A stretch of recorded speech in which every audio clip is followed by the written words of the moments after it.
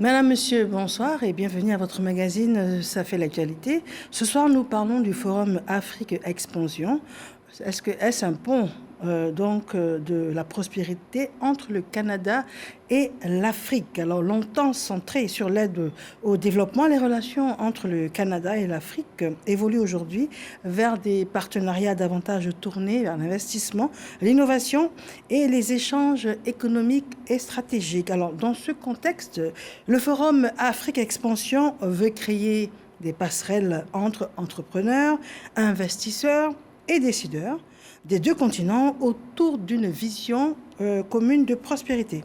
Alors, comment construire des partenariats durables et équilibrés? Quelle place pour l'Afrique dans la nouvelle stratégie canadienne? Et puis, quel rôle peut jouer la diaspora africaine dans cette dynamique? Et ça fait l'actualité.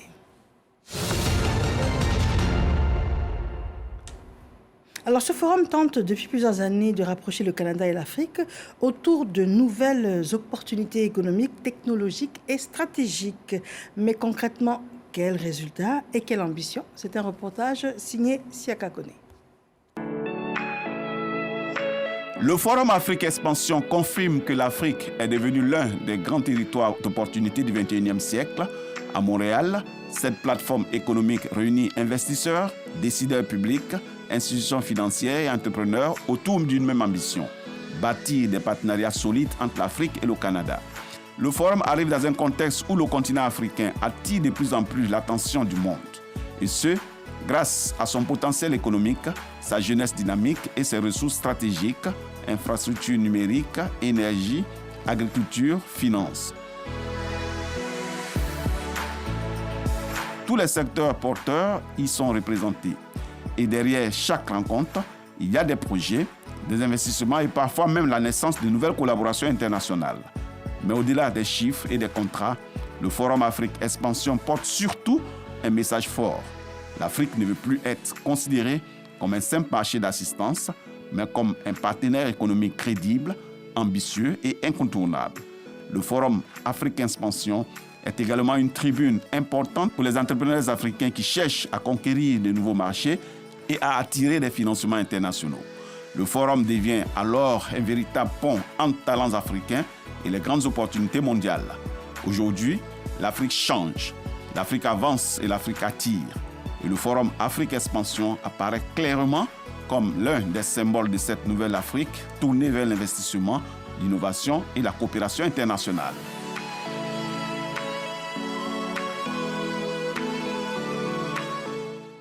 Pour en discuter sur notre plateau, nous recevons Madame Marie-Laure Conan. Madame, vous êtes administrateur à la Chambre de commerce de l'Est de Montréal et vous êtes également PDG du Forum Afrique Expansion. Merci d'avoir accepté notre invitation sur notre plateau. Alors, comment on en arrive à cumuler toutes ces différentes fonctions? Parlez-nous de vous brièvement en 45 secondes.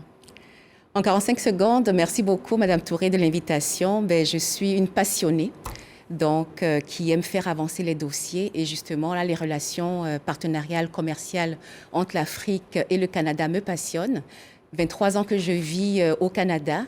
Et aujourd'hui, mon rêve, c'est de pouvoir mettre l'Afrique au centre des priorités du Canada, d'où ma présence aujourd'hui sur votre plateau.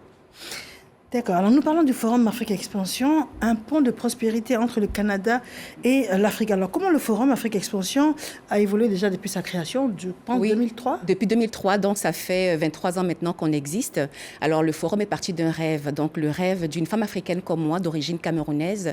J'ai nommé Madame Amina Gerba, aujourd'hui nommée sénatrice, qui justement me passe la main pour pouvoir poursuivre cette initiative-là qu'elle a bâtie afin de faire rayonner l'Afrique outre-mer. Et je suis bien contente parce que oui, j'ai travaillé à la Chambre de commerce de Montréal métropolitain. Je suis administratrice de la Chambre de commerce de l'Est et aujourd'hui PDG du Forum Afrique Expansion. Donc, je suis là justement pour relancer cette tribune-là qui fait du bien à tout le monde, notamment à l'Afrique. D'accord. Alors, souvent, quand on parle du Canada, on pense à l'immigration. Oui. Alors là, ça veut dire qu'on est vraiment hors sujet en parlant d'immigration. On parle plutôt de partenariat gagnant-gagnant. Mais je pense que le discours doit évoluer, doit changer. Donc oui, il faut parler d'immigration parce que même moi, je suis de la diaspora. 23 ans que je vis à Montréal. J'y ai bâti ma famille, mes enfants, etc.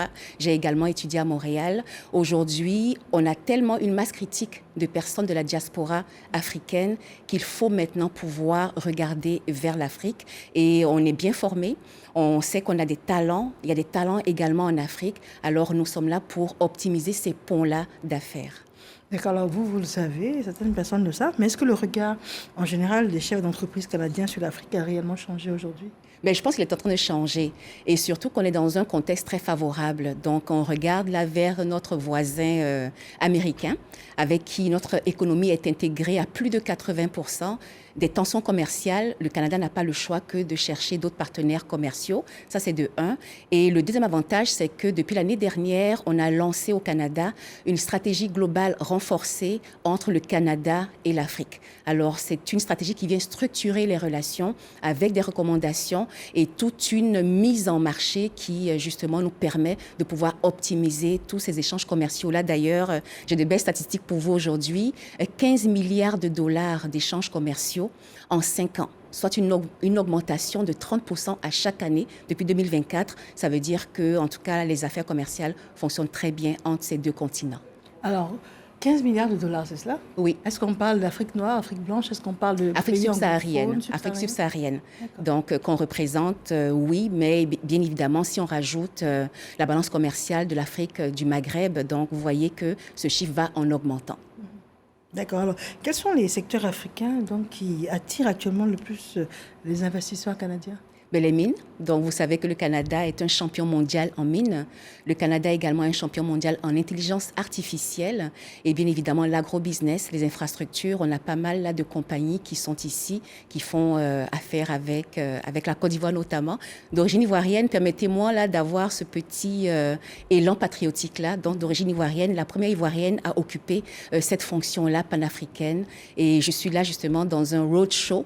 Et j'espère que mon pays l'entend. Et je compte vraiment que la Côte d'Ivoire soit le pays vedette pour la prochaine édition qui se tiendra bientôt. D'accord. Alors, quelle opportunité pour le Canada et la Côte d'Ivoire spécifiquement? Mais renforcer les liens. Je ne vais pas citer d'exemple ici, mais on a un grand géant des assurances et puis de la banque ivoirienne, justement, qui a pu signer une collaboration très intéressante avec une banque canadienne. Et c'est grâce au forum, par le truchement du forum, que cela a été rendu possible. Et outre la Côte d'Ivoire, on a également des exemples de succès. Je pense à Cima Global, qui aujourd'hui est un grand partenaire infrastructure avec l'Afrique. Alors, des avantages, on va dire, là, c'est une relation gagnant-gagnant qu'on veut bâtir aujourd'hui. On veut sortir là, de la coopération d'aide humanitaire ou d'aide autre. C'est vraiment une relation d'affaires gagnant-gagnant qu'on est venu établir aujourd'hui à travers le forum. D'accord. Alors, 15 milliards de dollars, ça veut dire quoi? Ça veut dire que dans quelle proportion est-ce que les entreprises ivoiriennes peuvent évoluer dans un contexte où elles sont en collaboration gagnant-gagnant avec le Canada? Dans quelle proportion? Oui, mais c'est une bonne question parce que sur ce 15 milliards-là, la Côte d'Ivoire a environ 900 millions. Donc, c'est quand même là une bonne proportion. Mais malheureusement, la balance commerciale est déséquilibrée. On parle d'un côté là d'une exportation de 800 millions versus là des importations de 100 millions. Alors, il faut vraiment aller chercher l'équilibre. Et cet équilibre-là, si on n'a pas une plateforme pour pouvoir, on va dire, organiser des B2B, une deal room pour pouvoir signer des contrats structurants, ben, ça ne va pas arriver. Alors, il faut vraiment qu'on pousse le modèle comme il faut. Et heureusement, l'Afrique peut compter sur sa diaspora qui, en fait, devient le meilleur ambassadeur, son meilleur ambassadeur outre-mer. Et d'où ma présence ici. 23 ans canadienne, mais je n'oublierai pas que je suis d'abord et avant tout ivoirienne et africaine. Alors, les résultats concrets, est-ce qu'on peut revenir là-dessus? Oui. Vous n'avez pas voulu citer, mais dites-moi 2, 3 exemples dont vous êtes très fiers aujourd'hui. Je cite l'exemple dans le domaine bancaire et puis des assurances. On est très, très fiers de ce résultat-là. Donc là, je Ça veut reviens... dire quoi concrètement? Ça veut dire qu'ils ont obtenu des financements? Ça veut dire qu'ils des ont partenariats. pu étendre leurs activités jusqu'au Étant des Canada? partenariats. Donc, on a ici là, une banque canadienne et on a de l'autre côté une banque ivoirienne, justement, qui ont pu développer des partenariats. Donc, on a des deux côtés des représentations de part et d'autre. Et puis, j'espère que ce partenariat-là va se poursuivre. C'est clair que il y a des balbutiements. Il faut être clair avec ça. On est là également pour aller consolider parce que très souvent, quand on fait ce genre de forum-là, c'est un one-shot deal, c'est un moment fort et puis après, il faut faire des suivis. Et donc, sous mon leadership, ces suivis-là, je veux les faire. Je vais avoir des résultats concrets, impactants pour demain, mettons dans un an, venir vous donner là, le bilan de ce qu'on a fait aujourd'hui jusqu'à l'année prochaine. Alors, quand on vous écoute parler, au-delà du fait que vous soyez donc d'abord ivoirienne, oui. et ensuite totalement intégrée et puis naturalisée canadienne, oui. Qu'est-ce que le Canada a comme intérêt concrètement à s'intéresser à la Côte d'Ivoire? D'abord à l'Afrique, c'est un grand marché. Donc, on a la francophonie. Donc, on partage, moi, je suis là du Canada francophone. Donc, on partage la francophonie avec le Québec. Est-ce que vous savez, et puis je sais que vous ne l'ignorez pas, que l'Afrique est le berceau de la francophonie. Donc, déjà ça, la culture, elle est identique. Mais ce qui est intéressant, c'est que le Canada est à cheval entre deux cultures, celle anglo-saxonne et celle européenne francophone. Alors, quand on vient dans un milieu là où on peut trouver, on va dire, des partenaires qui nous ressemblent en termes de culture, mais c'est clair que ça se passe vraiment bien. On est en déficit démographique au Canada, vous le savez. L'immigration, on ne veut pas en parler, mais il faut en parler, est une force. Et au-delà de ça, je porte plusieurs chapeaux parce que je dirige également un organisme qui fait dans l'intégration socio-économique des personnes nouvellement arrivées au Québec. Alors, on veut vraiment accélérer là, leur plein potentiel dans ce pays.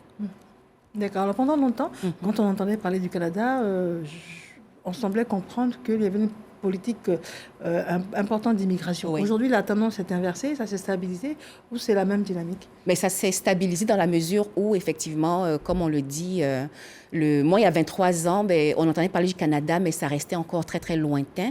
Mais au cours là, des 5-10 dernières années, il y a vraiment eu un exode, sinon une grande ruée vers le Canada. Et à raison. Et à raison de belles infrastructures. L'enseignement y est incroyable. Mes enfants y sont nés. Et je pense qu'il y a de l'intérêt. Par ailleurs, dans toute société, il faut que ce soit organisé. Si le Canada est une force, c'est l'organisation de son immigration. Alors là, on prend le temps de souffler, d'organiser. Et bientôt, on a un nouveau gouvernement avec la Première ministre Christine Fréchette. On va rouvrir l'immigration de façon organisée, ordonnée. Et on est là pour accueillir les talents internationaux pour que ça puisse bénéficier de part et d'autre à nos continents. D'accord. Alors, les entrepreneurs africains ont-ils aujourd'hui plus facilement accès au réseau d'affaires, spécifiquement par votre canal, c'est ça? Et puis au financement au Canada? Mais en fait, il faut l'avouer que la COVID a fait mal. Donc, le forum, lancé depuis 23 ans, a eu un ralentissement avec la COVID, a également eu un ralentissement avec la nomination de sa fondatrice en tant que sénatrice. Donc, je prends le relais. Je suis dans une dynamique de relancement, de lancement de cette nouvelle stratégie-là. On a 10 ans, n'est-ce pas, là, pour cette édition. Alors, c'est vraiment un renouveau, c'est stratégique. J'ai une vision claire, celle, oui, de remettre à jour les affaires. Le contexte est favorable, mais surtout la diaspora d'affaires qui de plus en plus se développe. Je compte vraiment m'y appuyer pour cela. D'accord. Alors, tout ça est optimiste et encourageant, mais il y a quand même des freins. Oui. Quels seraient donc les freins pour que les investisseurs canadiens s'engagent en Afrique? Mais c'est clair qu'il faut reconnaître que le Canada, c'est loin. Alors moi, si je suis femme d'affaires, qu'on me propose de faire des affaires entre l'Europe, juste à côté, le voisin, le Canada, en termes de coûts, j'irai bien évidemment facilement au Canada, en Europe. Mais ce que les gens ne savent pas, et puis les derniers mois nous l'ont démontré, c'est que ça coûte moins cher en termes là, de transport maritime. Alors quand on a eu encore une fois la tension avec les États-Unis, tous les gens d'affaires canadiens ont découvert que ça coûtait moins cher un conteneur du Canada vers l'Afrique. Alors on parle ici là d'une dizaine de pourcentages davantage d'augmentation en termes de conteneurs au port de Montréal. Et ça, c'est vraiment là des informations qu'on n'avait pas, qui se révèlent, que nous, en tant que plateforme d'affaires, on va continuer de relayer pour encourager ces personnes-là. Ça, c'est de un. De deux, le forum dispose d'un numéro d'événement délivré par le ministère de l'Immigration. Alors, on sait que très, très souvent, quand on a ces grands rendez-vous-là, l'enjeu, c'est les visas. Donc, on a un numéro d'événement qui ne garantit pas l'obtention du visa, mais au moins qui va accélérer le processus afin que le plus grand nombre puisse prendre part au forum du 31 août au 1er septembre à Montréal, au Palais des Congrès. D'accord. Alors, que change la nouvelle stratégie du Canada envers l'Afrique annoncée pour 2025-2026? Un nouveau regard. Un nouveau regard, de l'optimisme. D'ailleurs, notre Premier ministre canadien a fait une visite officielle en Afrique du Sud, pas en Côte d'Ivoire, mais on aimerait bien que ça arrive au niveau de l'Afrique francophone. Entre-temps, on a quand même beaucoup de travail à faire aussi au niveau francophone. Oui, j'ai parlé de la langue française, mais il y a encore beaucoup de travail à faire. Le Québec est un petit îlot francophone dans un océan anglophone. Donc, on compte vraiment sur cette particularité-là pour lever les choses à notre niveau. Je suis optimiste, naturellement optimiste. C'est pour cette raison que j'aime faire avancer des dossiers. Je ne balaye pas du revers de la main qu'il y a des difficultés en termes de financement. Oui, il y a encore des choses à faire en termes de confiance, en termes de climat d'affaires. Mais là, je parle avec les autorités ivoiriennes. J'étais à la CGC. Demain, c'est la Chambre de commerce. Alors, tant qu'on peut aider, tant qu'on peut faciliter, eh bien, on aura rempli notre mission. Mais comment éviter que donc, ce genre de partenariat économique avec la Côte d'Ivoire, l'Afrique en général, ne contribue à maintenir cette dépendance économique? Mais en fait, on ne parle pas ici de dépenses économiques. D'entrée de jeu, je parlais là de changer le paradigme. On parle ici là de relations gagnant-gagnant. Est-ce que nous, Ivoiriens, et puis je vais dire nous, Québécois, nous, Canadiens, on aime à dire, c'est que nous avons vécu la même histoire de colonisation. Donc, le rapport entre le Canada et les autres pays africains n'est pas le même que ce serait d'un autre pays qui peut-être aurait eu une histoire de colonisation. On connaît ces valeurs-là, on partage des histoires communes. Alors, pour cette raison-là, on veut que les choses soient bénéfiques de part et d'autre. Donc, surtout, retenez aujourd'hui relation gagnant-gagnant entre l'Afrique et puis le Canada, et que cette balance commerciale qui est déséquilibrée, ben, on puisse en tout cas à un moment donné l'équilibrer du mieux qu'on peut. Alors, l'intelligence artificielle, on en parle. L'innovation sera au centre de cette année 2026? Au centre de cette année, d'ailleurs, on compte mobiliser des universités. Donc là, on parle de partenariat avec certaines universités. Donc, l'université à McGill, qui est vraiment championne à Montréal, au Canada même, en termes d'intelligence artificielle. Vous allez voir que durant ce forum-là, on aura une plateforme, on va échanger. Aujourd'hui, qui n'utilise pas l'intelligence artificielle? Aujourd'hui, là, je veux rapidement faire un message. Je l'écris, c'est rapide. Nos enfants l'utilisent aussi, alors c'est l'avenir. Vous savez, je suis mère de famille. Hein. J'ai deux filles, une de 23 ans et sa sœur a 17 ans. Lorsque ma fille de 23 ans avait fini son collège, je me suis heurtée à une grande réflexion parce que j'avais entendu un PDG dire que dans 30 ans, les métiers traditionnels vont disparaître. Alors pourquoi nos enfants vont à l'école si c'est pour chômer demain?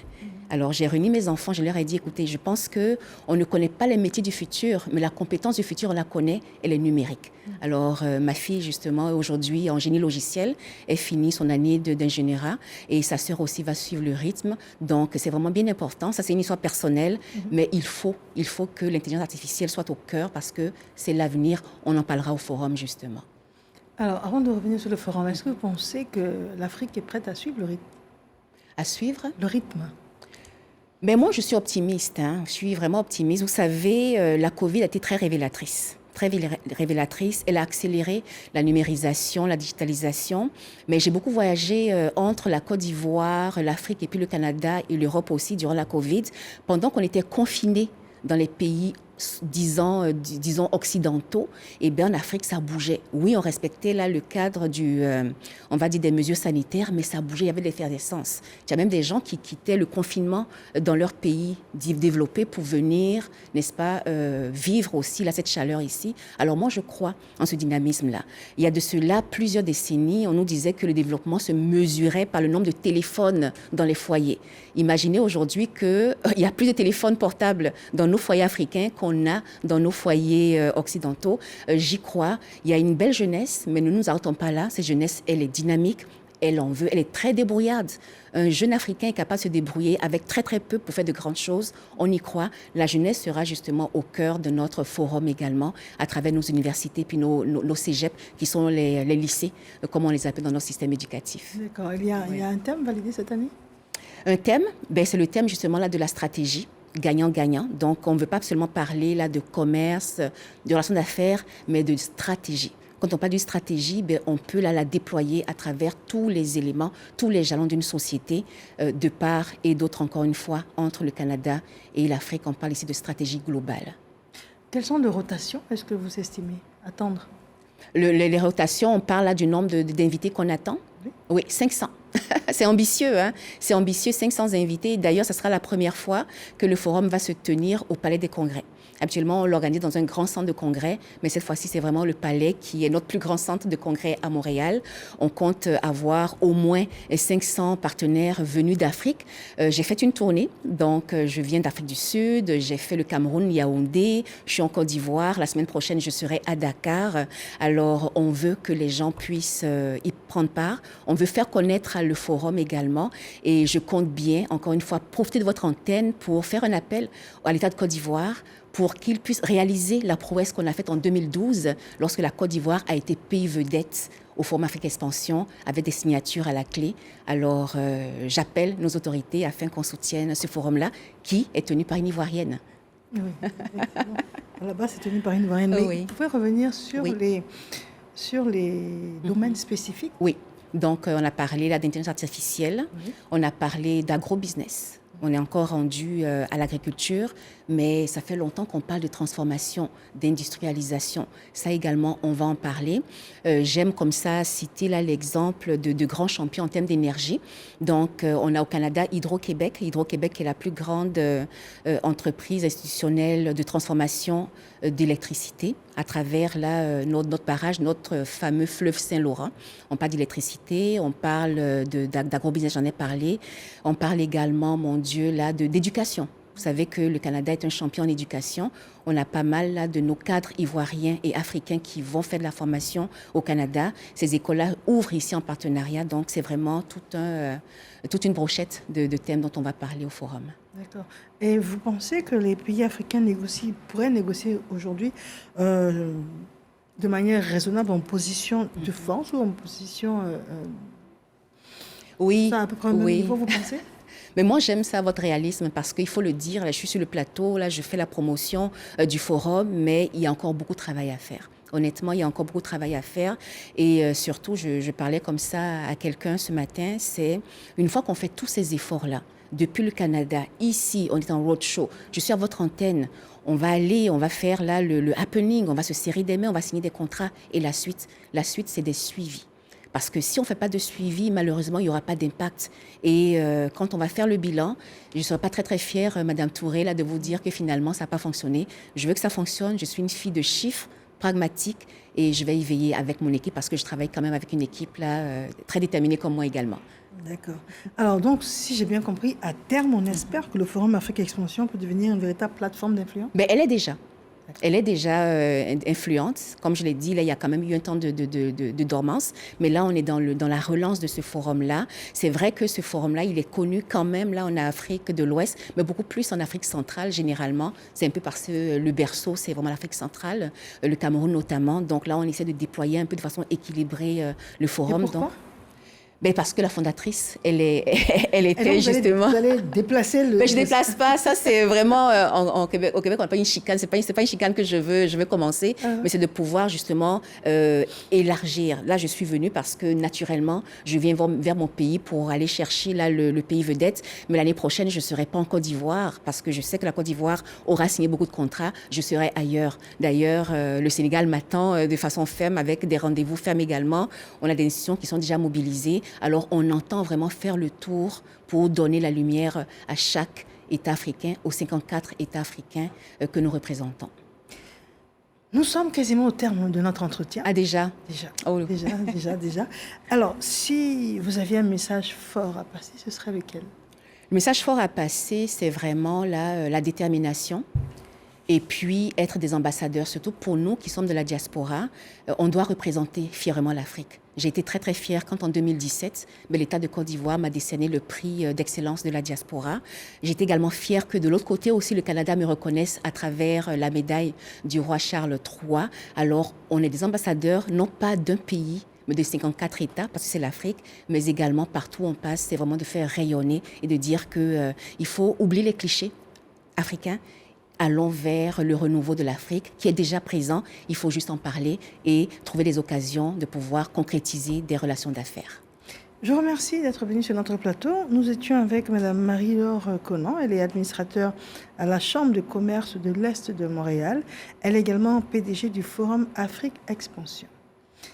Alors, entre investissement, innovation et diplomatie économique, les relations entre le Canada et l'Afrique semblent entrer dans une nouvelle phase. Alors, le défi désormais serait de construire des partenariats équilibrés, capables de créer de la valeur des deux côtés. Alors, merci énormément à vous, madame, d'être venue sur notre plateau. Ça me fait plaisir, puis j'espère pouvoir revenir encore. D'ailleurs, un scoop, le 17 juin, on ouvre la première ligne aérienne entre le Montréal et puis l'Afrique. Alors, je serai là bientôt pour vous dire que ça fonctionne. On ouvre l'air, on ouvre le ciel, donc sky's the limit.